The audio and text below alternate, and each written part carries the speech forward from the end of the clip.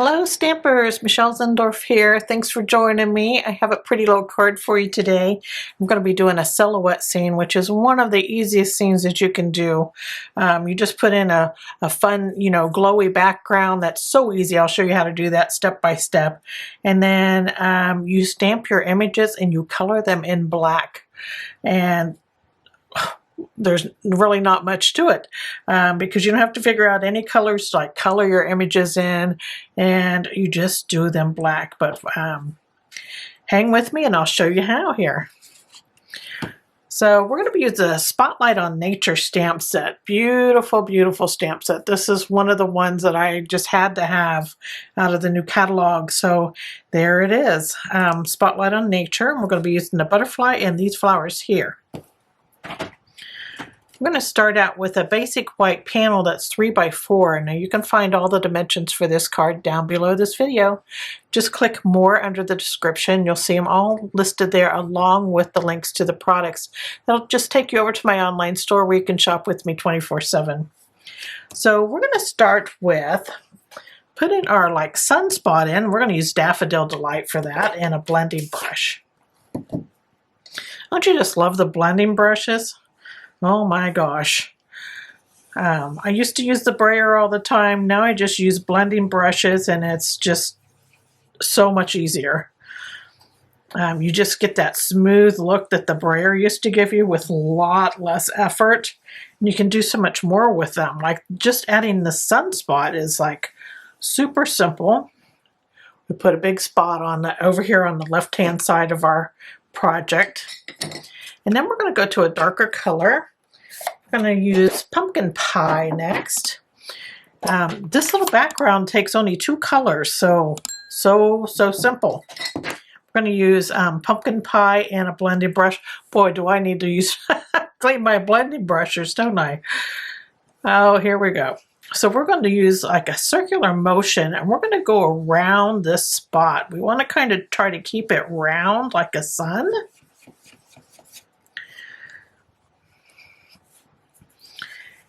So I'm just going lightly around it.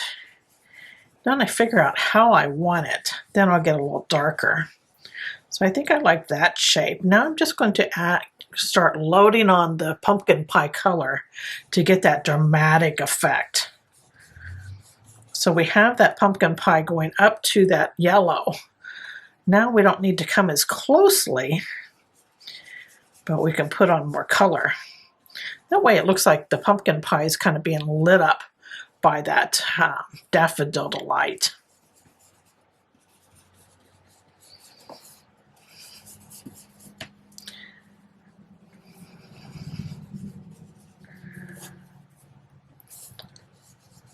And I think I'll stop there. I think that looks great. See how that spot it's just like such a sunny spot when you put that pumpkin pie around it, and then you get dark around the edges. It's pretty dramatic.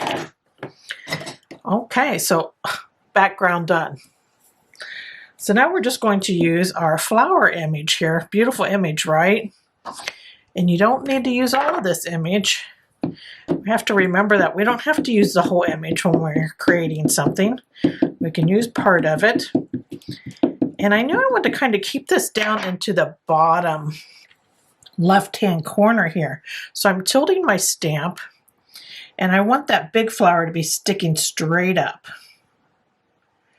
because that is where our butterfly is going to be landing. We want plenty of room for it. So there is our flowers. See, we didn't use all that much of that image. So now we're going to use, I use Memento Tuxedo Black. I don't know if I said that for the flowers. I'm also using it for our butterfly here. Now I want to stamp this butterfly, and I'm going to just try to put it to where it's landed on the flower.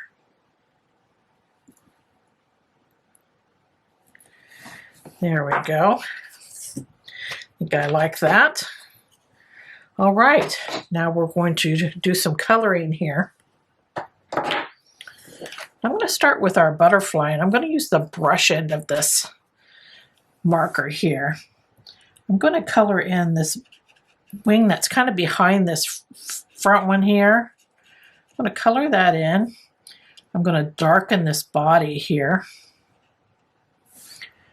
And then for this wing, I'm going to try to leave a little bit of that light color showing on the edge there. And that's going to kind of just distinguish between the front and that back wing there. I shouldn't say back wing, it's the wing that's behind this one. Okay, just going to go ahead and color these in. Go outside the line, it's not a big deal because you know what? Just straighten it out here a little bit.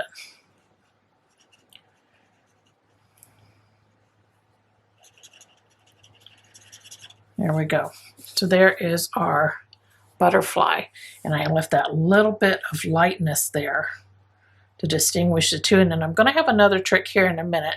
I just want to let that dry. Now we're just going to color in this petal here.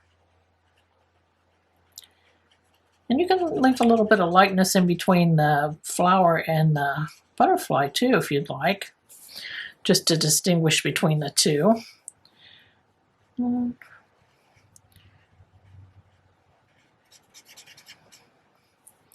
Another thing, if you wanted to get really creative, is you can leave a little bit of the edge of the flower showing if you want to. I did not here, but you could, and it could act as a highlight. So I'm just going to color these stems too. So we're coloring all the foliage, all the leaves.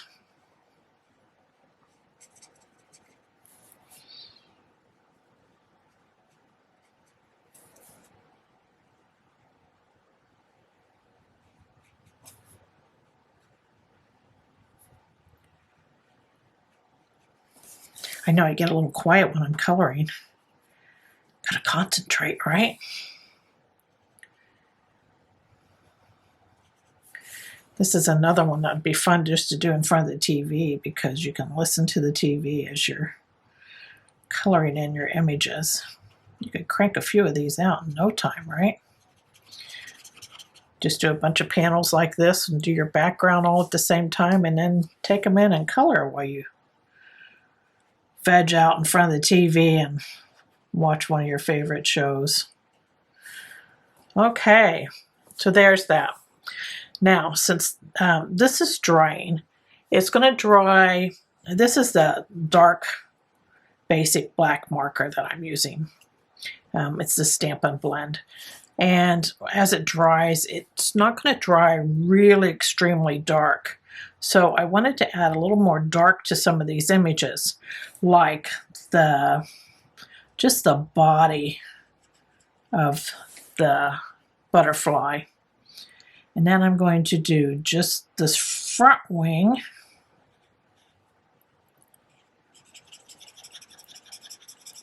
And because we have a double coat on this, it'll seem darker than the other images.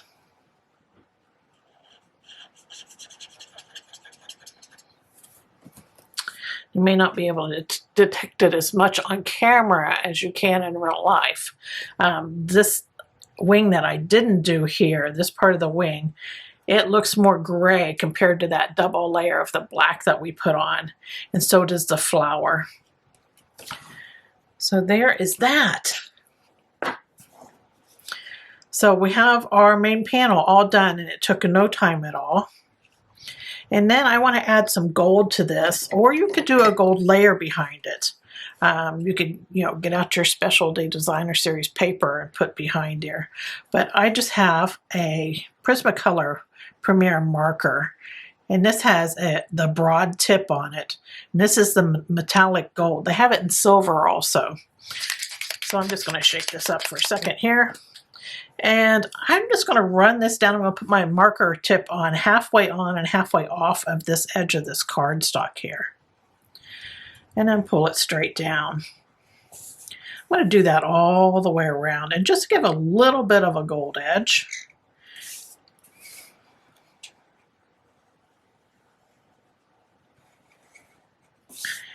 I like that look, and then it saves me a bit because, this is a frugal way of having gold on your card.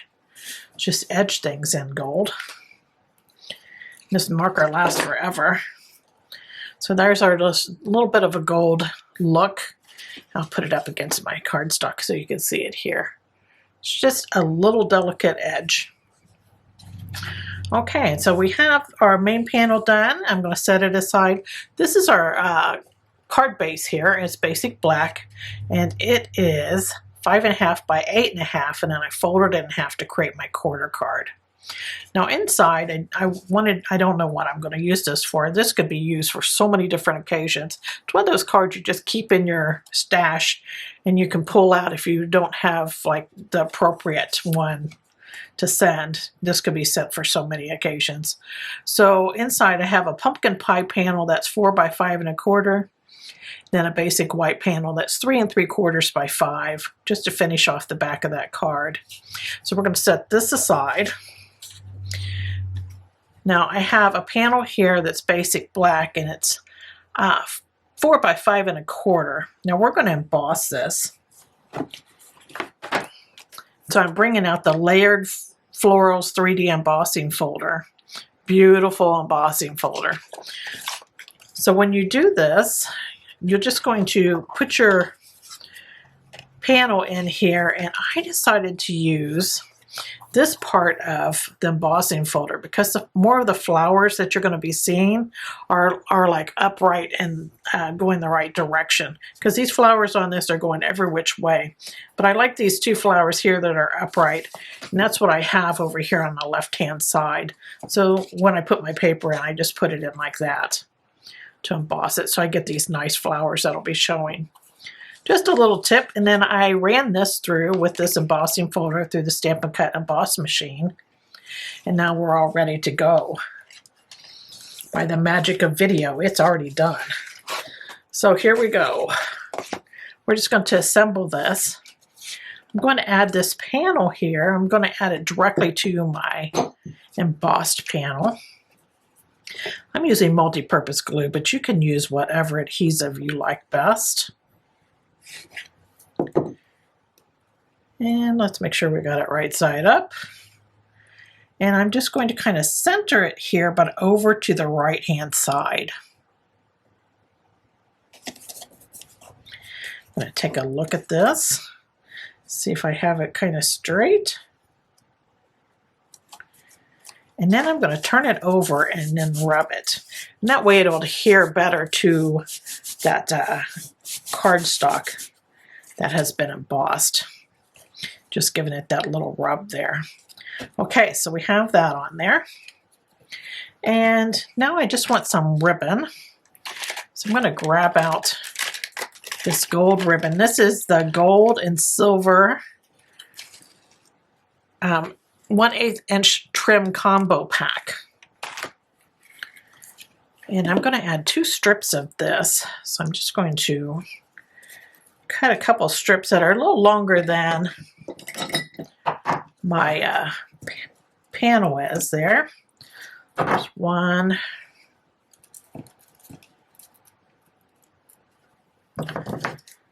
And 2. And this is thin ribbon, so I thought I'd do 2 strips of it. And I have plenty of room next to my butterfly. That is why I wanted everything kind of over to the left-hand side on my main panel. I'm going to flip this over. And I'm just going to use mini glue dots to tack those ends down to the back. 1 little dot per end. And make sure you smush your ribbon down into it really well, and that'll keep your ribbon end from not coming up. So there's the first one. I have that on pretty straight, and I'm going to take my second one. I'm just going to line it up next to the first one. Just going to leave just a little room in between, probably about 1/8 inch. Flip it over. Couple more dots there.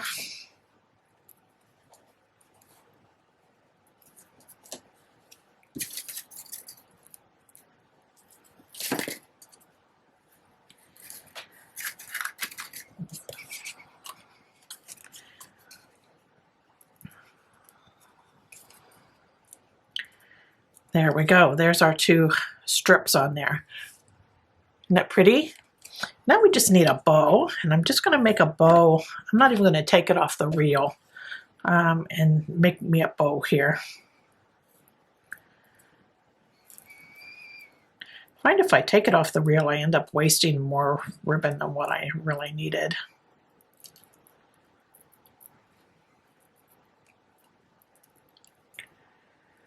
Here we go. And I'm just going to cut the little legs there. That didn't cut very well. I think I need my scissors sharpened. Okay, so I have my little bow, and I'm just going to adhere it right between those 2 strips of ribbon. I'm going to just put a mini glue dot on here. And a lot of times with these bows, you can just press that knot into one of your little glue dots there and adhere it on. There we go. There's our little bow.